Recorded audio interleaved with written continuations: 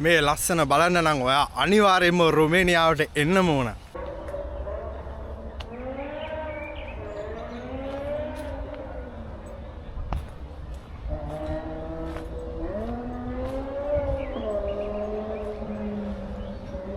මෙන්න මේ ඉන්න 12 දෙනා හින්දා තමයි මෙන්න මේ යුරෝපා සංගමය ආරම්භ වුණේ. මං ඉන්නේ රුමේනියාවේ තියෙන ලස්සන මල් වත්තක් ඇතුලේ.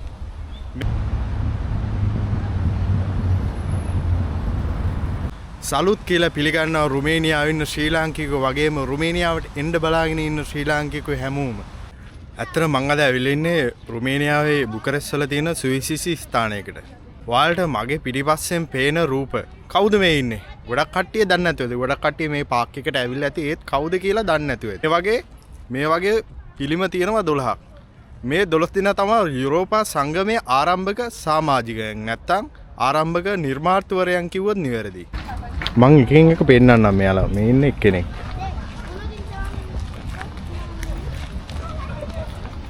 මේ ඉන්නවා තවත් එක්කෙනෙක්.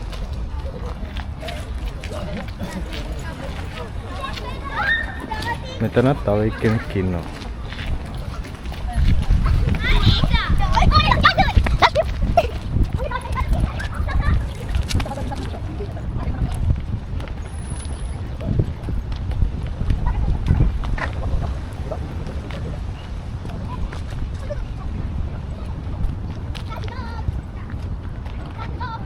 මෙන්න මේ ඉන්න 12 දෙනා හින්දා තමයි මෙන්න මේ යුරෝපා සංගමය ආරම්භ වුණේ.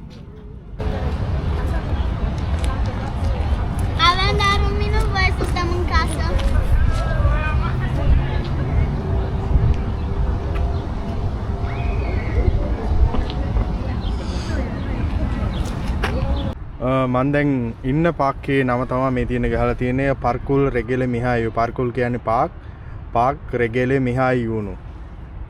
මේකේ තියෙන එක සිතියම මේ පාක් එකකට ඇතුල් වෙන හැම තැනම මේ වගේ සිතියමක් ගහලා තියෙනවා. අවශ්‍ය තැන් ටික මේ වගේ සඳහන් කරලා තියෙනවා. ගිහිල්ලා බලා ගන්න පුළුවන්.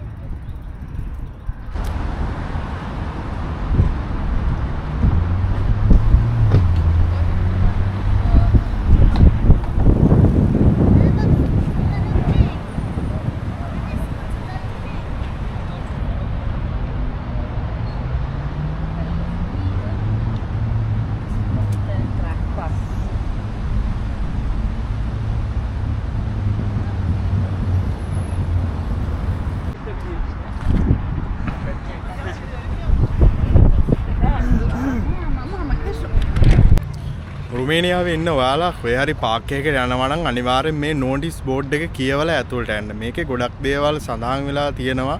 ඔයාලා නොකල යුතු පාක් එකක් ඇතුළේ නොකල යුතු ගොඩක් දේවල් මේක ඇතුළේ සඳහන් වෙලා තියෙනවා. මේකේ ගහලා තියෙන විදිහට මේකේ ගස්කොළ වලට හානි කරන්න බෑ, ගිනි අවුලන්න බෑ, කැලි කසල දාන්න බෑ, මේකිනේ සත්තු අල්ලන්න බෑ, තව මාළු බාන්න බෑ. මේකේ තියෙන දේවල් වලට හානි කරන්න බෑ, කුණු ගෙනන්නලා දාන්න බෑ. මේක ඇතුලේ තියෙන පොඩි පොකුණු වල පීනන්න බෑ. ඒ වගේ වැඩ කරන්න බෑ. අනිවාර්යයෙන්ම සත්තු ජරා කරොත් ඒව අයින් කරන්න ඕන.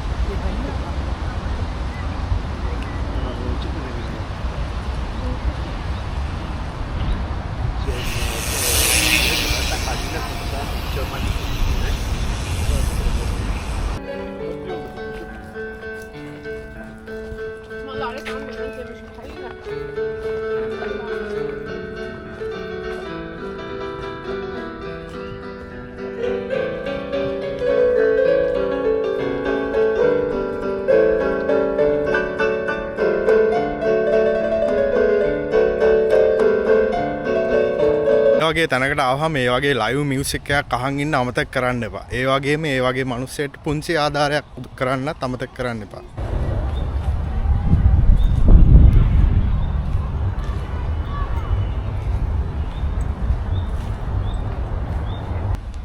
මං ඉන්නේ රුමේනියාවේ තියෙන ලස්සන මල් වත්තක් ඇතුලේ.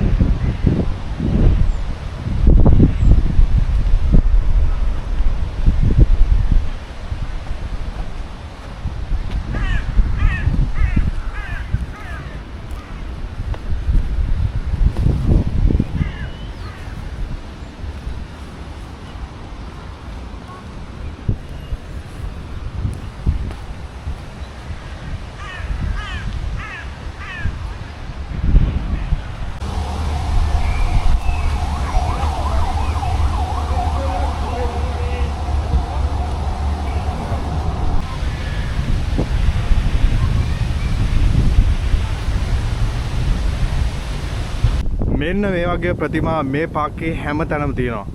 මේ ප්‍රතිමාවල ඉන්න රුමේනියාවේ ප්‍රසිද්ධ පුද්ගලයෙක්. ඒ වගේම රුමේනියා ඉතිහාසයට වැදගත් පුද්ගලයෙක්.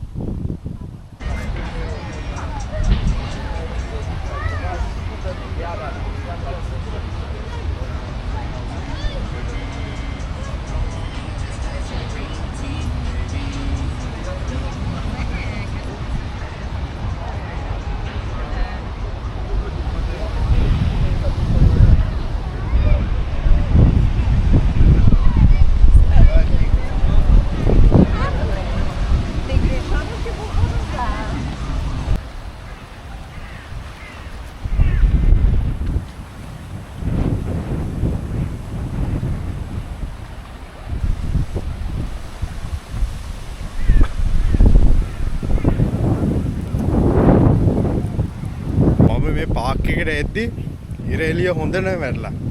මාරම ලස්සනයි. විනාඩි 5යි ගියේ. අහසම කළු වුණා. ඔන්න බලන්න නයිනේ රුමේනියාවේ කාලගුණය වෙනස් වෙන හැටි.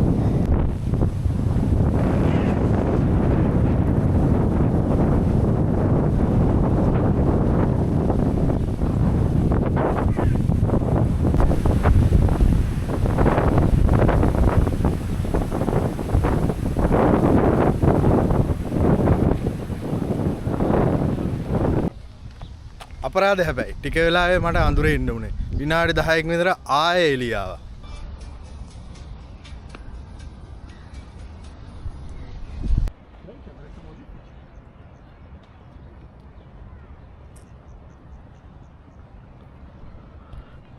වාට ඕන්නම් මේ වගේ තැනකට ඇවිල්ලා අන්න අර මම පෙන්නුවා වගේ ලොකු බෝට්ටුවක නැගලා මේ වැව වටේ පොඩි රවුමක් දාන්න උනත් පුළුවන්.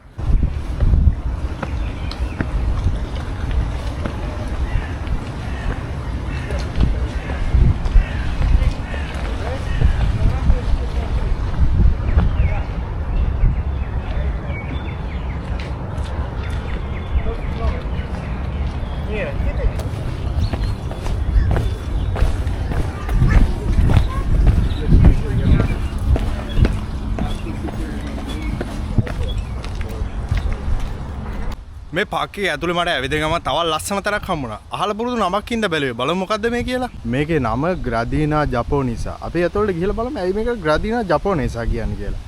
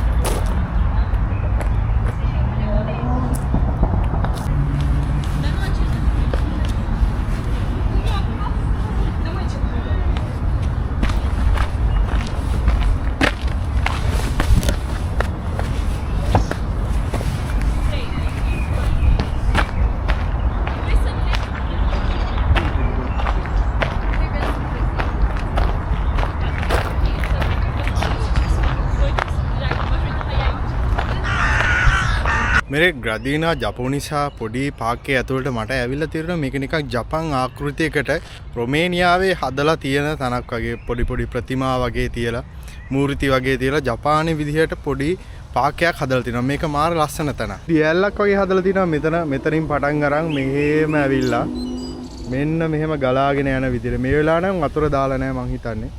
මේ මාර ලස්සනයි මේ තැන. මේ තියෙන්නේ මෙතන වතුර ගලා යනවා ඇති. මේ තාම නම් වතුර නැහැ. චූටි පාලමක් දාලා මෙතන මාර ලස්සනයි.